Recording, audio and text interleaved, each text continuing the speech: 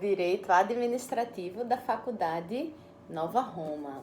Estamos aqui com nossa sequência de aulas online, para a gente poder dar continuidade ao nosso calendário acadêmico durante o surto internacional que está acometendo o mundo em virtude do coronavírus. Então, vamos lá. A aula de hoje, ela é uma aula sobre poderes administrativos, tá? Então, quando eu estou falando de poderes administrativos, na verdade, a primeira coisa que vem na minha cabeça é aquela divisão clássica que a gente tem da organização administrativa do poder, que tem que estar na Constituição, que é uma norma constitucional, que é a separação de poderes, né?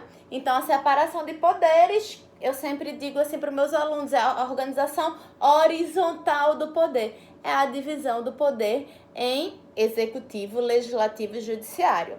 Esse poder é um poder geral e abstrato e ele vai decorrer da ideia de soberania do próprio Estado.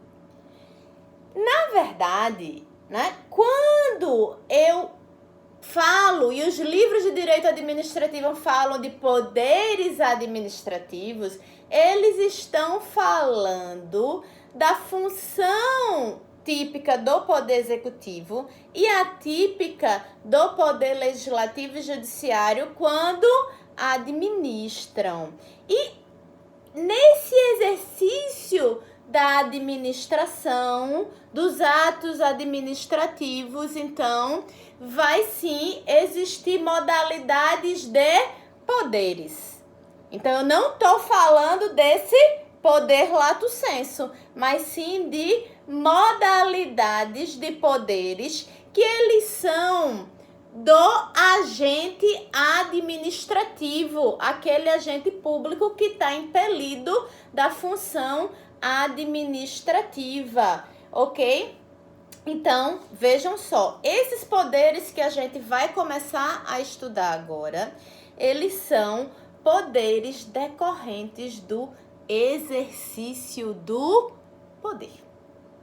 Então, vejam, não adianta de nada a gente ter aquele poder geral e abstrato se ele não puder, quando eu estou falando no poder de administrar, se ele não puder chegar aos administrados. E ele vai chegar aos administrados através dos agentes administrativos que vão ter que usar aqueles poderes que estão determinados em lei, porque a gente sabe que no direito administrativo, eu sei que a gente ainda está em direito administrativo 1, mas no direito administrativo a gente tem que se submeter ao princípio da legalidade estrita. Então, quando os agentes administrativos, eles estão no exercício daquele poder que lhe é dado pela lei, esse poder dado pela lei a gente vai chamar de competência. Então, quando os agentes administrativos estão exercendo suas competências dadas por lei, aí a gente vai ter essas modalidadezinhas de poderes que a gente vai começar a ver, Poder discricionário, poder regulamentar, poder hierárquico, a gente vai começar a conversar sobre isso. Mas eu queria chamar duas atenções, Vejam,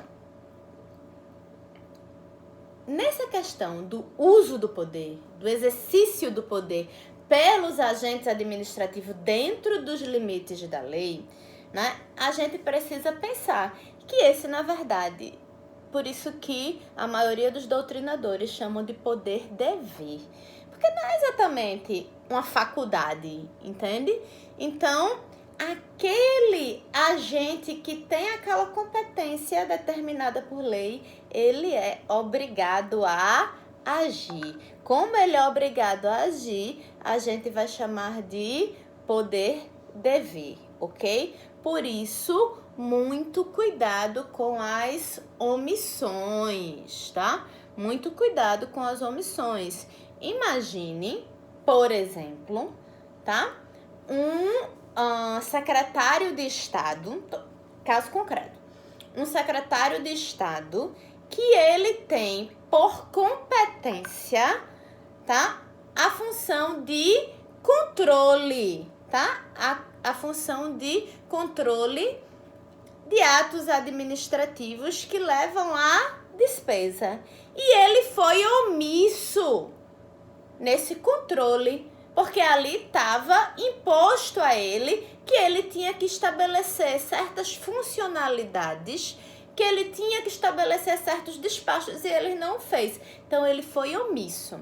Essa omissão, então, ela é ilegal, porque eu tenho uma competência definida em lei que aquele agente administrativo deveria ter perseguido. Mas eu tenho as omissões genéricas. As omissões genéricas. Essas omissões genéricas que elas decorrem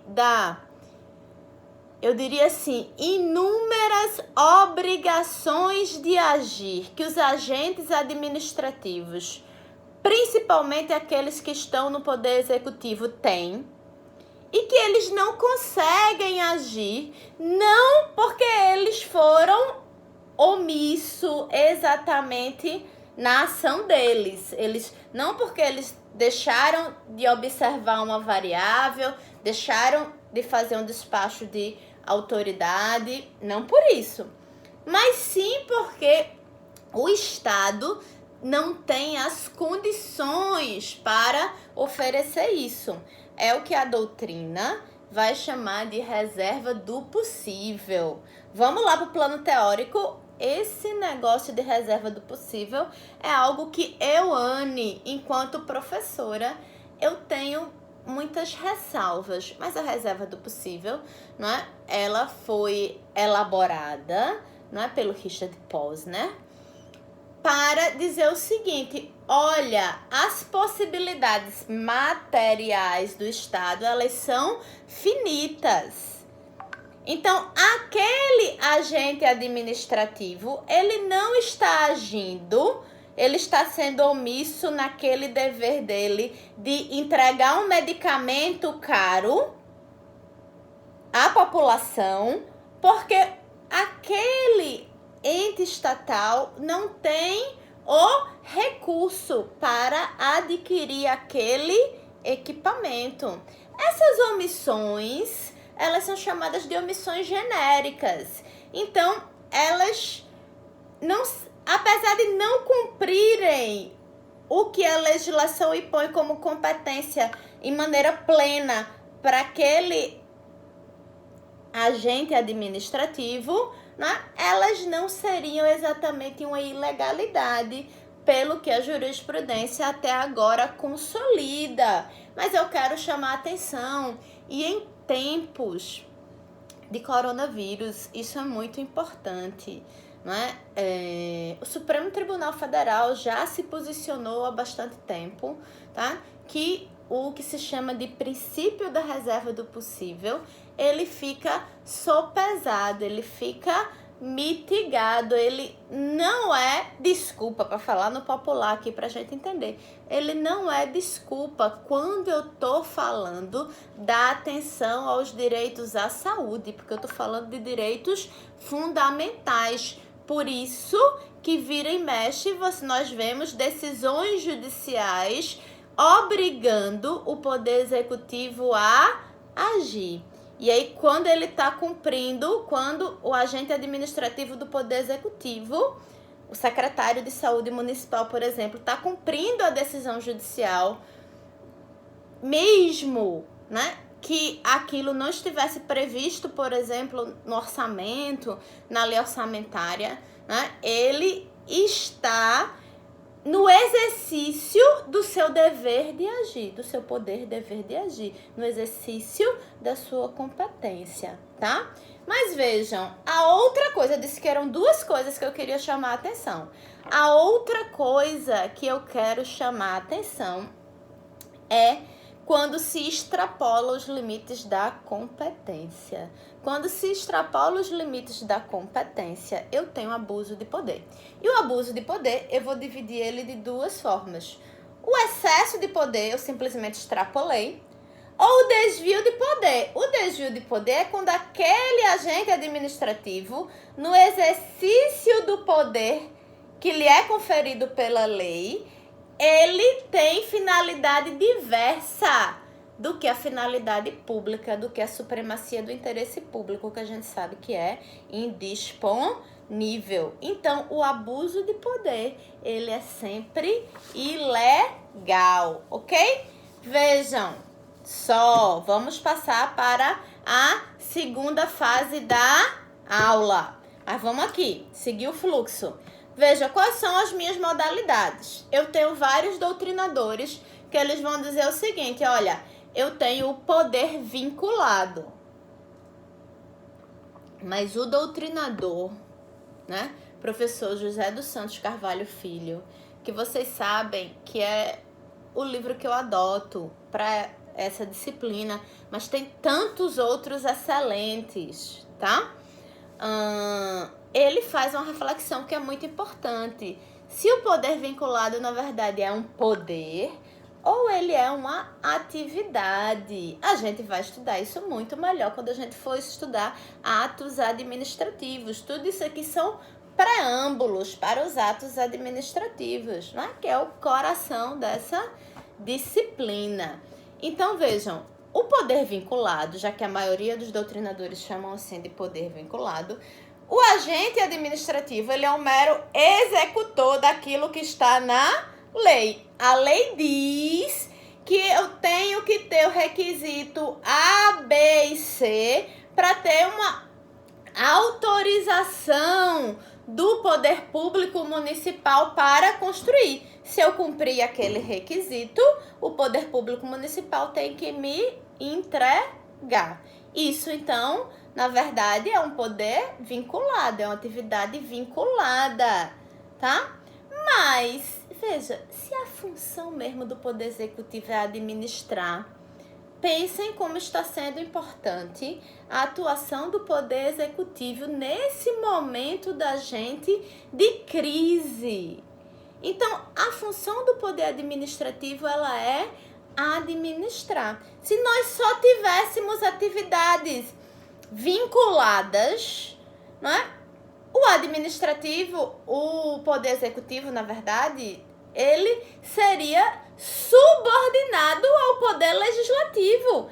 E eu estaria ferindo o princípio da separação de poderes, porque ele só iria chegar ali e cumprir com aqueles atos vinculados. Ele não ia ter poder de fato, administrar. E se administra como? Decidindo. É o poder das decisões, tá? Então, por exemplo, uma atividade vinculada.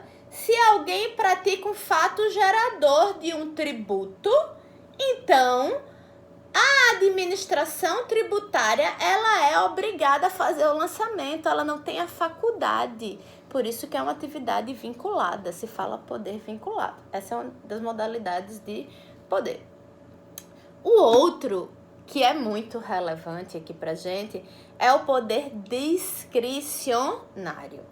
No poder discricionário, vejam, o agente administrativo tem uma margem para decidir. Preste atenção, essa margem para decidir a gente vai chamar de conveniência e oportunidade. Sendo que essa margem para decidir, ela é dentro dos limites da lei. Ela é dentro dos limites da competência determinada por lei. Nós vamos estudar muito isso em atos administrativos. Então, se extrapola os limites da lei, então nós temos abuso de poder, excesso de poder, arbitrariedade. Por que o poder discricionário, gente? Porque nós vivemos numa sociedade complexa e a lei não consegue prever todas as hipóteses.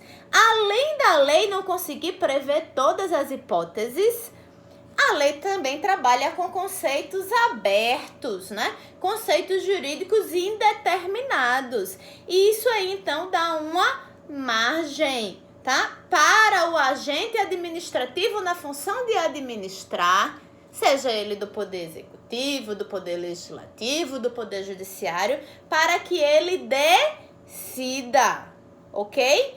Vejam, além disso, é muito importante a gente pensar que o poder discricionário, ele é exercido de acordo com alguns vetores, que são princípios administrativos. Qual é o meu vetor? Primeiro, é a supremacia do interesse público. O interesse público, ele é indisponível. E o dever de agir, então, do agente administrativo também. A solução adequada. A solução adequada tem a ver também com o princípio da razoabilidade. Tanto a solução adequada como a decisão razoável. Eu vou aplicar, né, os meios adequados para solucionar aquela questão dentro dos limites da lei, tá? Então, a discricionariedade é quando o agente administrativo tem a possibilidade de conveniência e oportunidade. Vejam, por exemplo, hipoteticamente, o presidente de uma autarquia, que é o ordenador de despesa, que isso a gente estuda lá em direito financeiro, não aqui, tá? Ele tem o poder discricionário de decidir o que contrata ou não contrata. Por quê? Porque ele tem a receita finita e seguramente ele vai ter mais demandas e metas para obedecer do que aquela receita. Então, ele vai autorizar, havendo orçamento, ele vai autorizar a abertura do procedimento licitatório. Por que quem autoriza vai ser o presidente da autarquia? Porque ele vai analisar com a conveniência e oportunidade. A conveniência e oportunidade não tem nada a ver com os interesses dele. Tem a ver com o interesse público. Tem a ver com priorizar aquela despesa, tem a ver com a necessidade do órgão público, tá? Então, não tem a ver com o interesse dele. Porque, às vezes, quando a gente fala, na primeira vez, assim, olha, poder discricionário, parece que o agente administrativo pode fazer o que quiser. Mas não, isso não é verdade. O terceiro poder que eu quero ver com vocês é o poder hierárquico. O poder hierárquico, ele é o seguinte: é quando a gente distribui e escalona as funções administrativas. Eu vou ter um organograma, esse organograma vai ter hierarquia, tá? Então, o poder hierárquico, ele é exercido internamente pela administração pública. E veja, eu estou falando aqui de poder executivo. Então, o poder hierárquico de um chefe de setor de estabelecer ordens de comando para outro agente administrativo. Isso aqui é poder hierárquico, tá? Ok. E esse poder hierárquico vertical. Ok.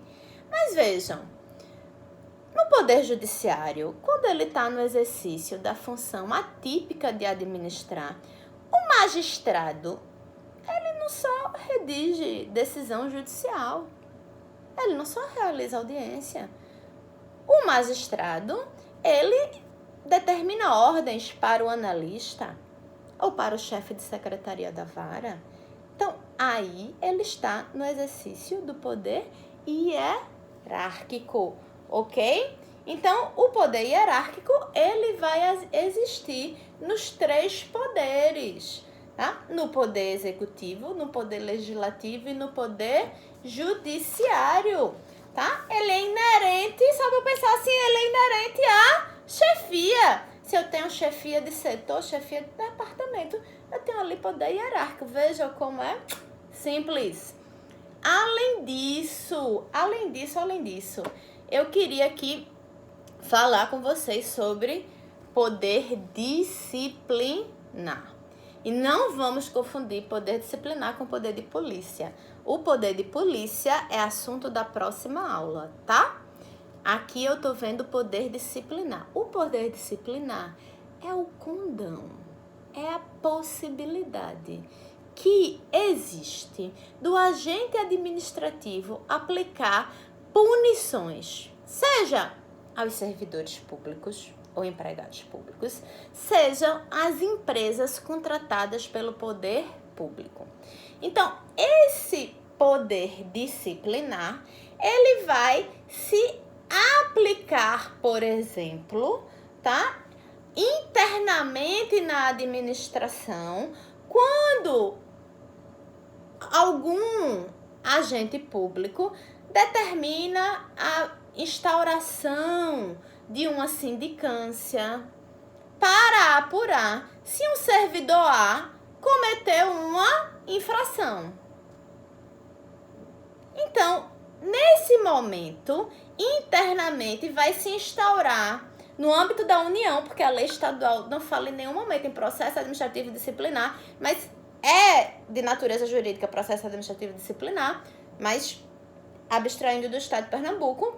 Então, vai se ter um processo administrativo disciplinar para apurar se aquele servidor cometeu alguma infração. E se ele cometeu alguma infração, o poder disciplinar pode aplicar a sanção dele, por exemplo, de suspensão, de advertência. Entendem? Sendo que, olha, se coloque no lugar desse servidor. Esse servidor, ele é titular de direitos fundamentais. Esse servidor, titular de direitos fundamentais, tá? Ele vai dizer o seguinte: olha, eu tenho direito ao contraditório e à ampla defesa. Artigo 5º, 55 da Constituição Federal. Verdadeiro ou falso? Verdadeiríssimo. Então, o poder disciplinar, ele precisa ser exercido sempre com observância ao princípio do devido processo legal. A gente sabe que o devido processo legal, ele tem mais nuances, ele tem mais variáveis do que o contraditório e a ampla defesa, ok, gente? Mas vamos pensar, o poder disciplinar, ele não é exercido tão somente dentro da administração, internamente, dentro dos poderes. Não, ele pode ser exercido em relação a particulares. Como que ele pode ser exercido em relação a particulares? Quando eu atravessei no sinal vermelho e levei uma multa, não, aí é poder de polícia. Pera lá, para tudo, não é isso. Não é isso. Quando uma empresa terceirizada, por exemplo hipotético, uma empresa terceirizada de que presta serviço de mão de obra de limpeza para um órgão público. Essa empresa terceirizada, ela por acaso não pagou o salário dos funcionários dela e aqueles funcionários trabalharam lá, tudo feito direitinho, mas no final ela não pagou. O contrato administrativo, fruto do procedimento licitatório estabelecido entre aquele órgão público e aquela empresa, necessariamente vai ter uma cláusula de penalidade. E ele vai dizer a penalidade para a empresa que não cumprir com suas obrigações trabalhistas. Não precisa ser só não pagar o salário. Vejam, independente de solucionar o problema, tá? Daqueles trabalhadores terceirizados receberem, o órgão, no exercício do poder disciplinar, o agente administrativo competente, ele é obrigado a aplicar penalidade, porque se ele não exercer aquele dever dele de agir, dizer, não, essa empresa é muito bacana, ela sempre me ajudou quando eu precisei, ele vai estar sendo omisso e essa omissão vai ser ilegal, diferente daquelas omissões genéricas lá, que concorde eu ou não, tenho danado do princípio da reserva do possível, ok? E por fim, eu quero falar para vocês do poder regulamentar. Vamos lá. O poder regulamentar, dado ao poder executivo, tá? Ao chefe do poder executivo, é quando o chefe do poder executivo está na função típica do Poder Executivo, que é uma função normativa. Mas ele também é uma modalidade de exercício de poder, tá?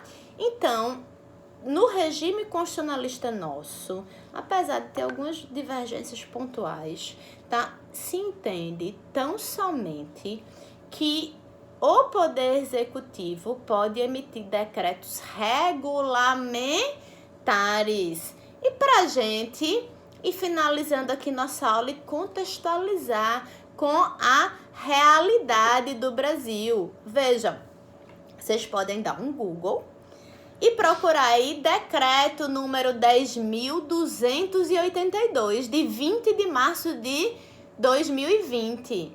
Vejam, esse decreto regulamentar, ele regulamenta a Lei 13.979 de 2020.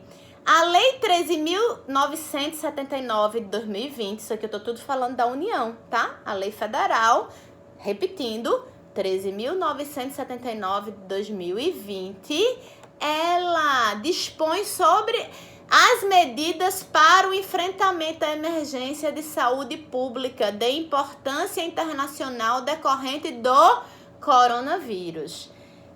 Vejam, aí vem o decreto regulamentar, o chefe do Poder Executivo, artigo 84, inciso 4 da Constituição, competência do Presidente da República, princípio da simetria para governadores e prefeitos, ok? Então, o chefe do Poder Executivo, ele emite um decreto regulamentar que ele define quais são os serviços públicos e atividades essenciais nesse momento nosso de crise, em razão da situação que agora já é de calamidade pública por conta do coronavírus. Então, nesse caso, o presidente da República, ele está no exercício do poder regulamentar. Tranquilo, gente? Eu espero que eu tenha me feito entender. Vocês sabem que a primeira parte da aula é essa videoaula. Depois nós temos sessões tira dúvidas e alguns exercícios que ficam lá no portal dos alunos. Beijo grande da Anne.